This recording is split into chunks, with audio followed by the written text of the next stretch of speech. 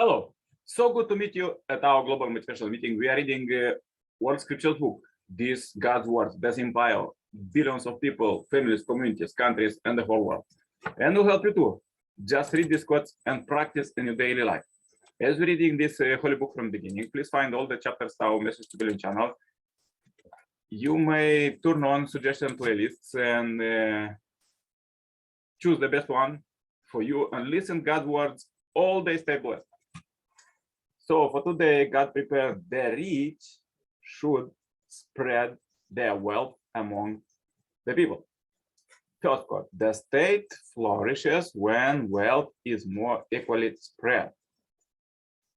Workmen and employer should, as a rule, make free agreements, and in particular should freely agree to wages. Nevertheless, there underline a dictate of natural justice more imperious and ensure that then a bargain between man and man, namely that the remuneration ought to be sufficient to support a frugal and well-behaved wage earner, to maintain himself, his wife, and his children in reasonable comfort. Another quote, to share your bread with the hungry and bring the homeless poor into your house when you see the naked, to cover them and not to hide yourself from your own flesh. Then shall your link break forth like the dawn, and your healing shall spring up speedily. Your righteousness shall go forth before you, the glory of the Lord shall be your rear guard. Further, let's read the quote from the second time Messiah, Father Samuel. The issue is the management of money, who eats better and who owns better possessions. If we are in position of leadership, we should not seek to own the best things.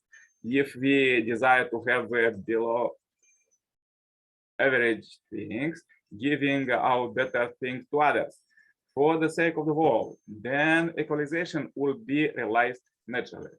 Everything should circulate like water. What is warm must become cool. What is cool must become warm. By warm, I mean the rich, and by cool, I mean the poor. Hence, the rich should extend themselves to help the poor.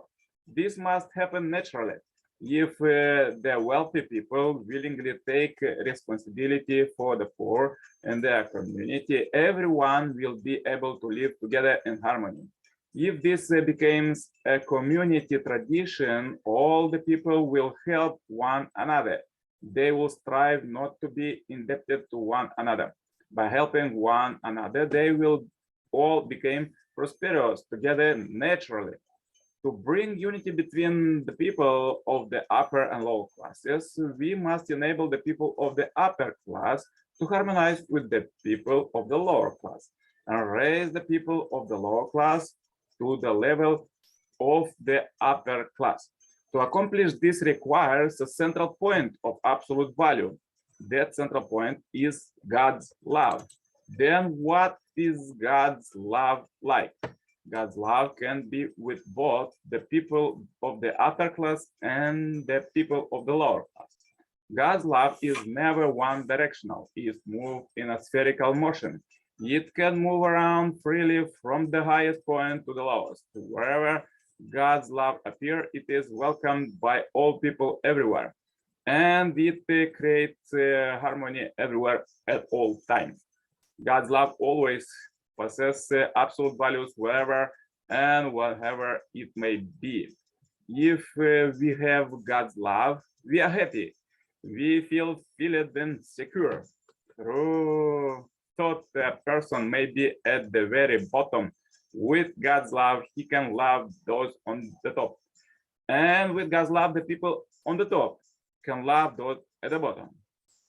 Problems in labor relations can be solved by practicing parental love. The owner of the company is the role of a parent, and his employees are in the position of children. The owner should care for his employees as parents care for their children. Don't parents save money to bequeath it to their children? The owner should likewise think that the purpose is to bequeath his company's wealth to his employers. Let me tell you a way to solve labor disputes. Just as there are labor unions, a company's owners should form a owners of or shareholders union. Then the two unions can get together and discuss the situation. We laborers need to support our families, and you shareholders want to see production increase over the last year. Instead of fighting each other and competing for a bigger slice of the pie, we should work together. They can agree that for 3 years, instead of the profits going to the owners, they will put it in one pot. If the labor union members work it harder, then a higher percentage of the proceeds should go to them. But if the owners union members work it harder, then the higher percentage of the profit should be given to them. Instead of fighting, let them compete. The 21st century shall be a century of righteousness. If it will be a century of spirit and soul, when wealth will not be the dominating factor. If it will be a century when God and human beings live together as one. A new awareness will come to every person that living for the sake of others has eternal value, far greater than living for oneself. In the 21st century, selfishness will decline. The altruistic values of interdependence, mutual prosperity, and universally shared values will be triumphant. So powerful quotes for today. If you will have difficulties today, please watch one more time this video, share this video as we end this billion happy life, subscribe to the platform, contact me for consultation, cooperation, and become a member of this Heavenly Parents Holy community globally.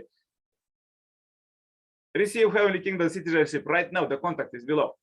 And see you tomorrow with more powerful quotes. Till then, turn on suggested playlist and choose the best one for you. And listen God's word. Stay blessed all the day. Bye bye. Yours, Nicolae Cirpala.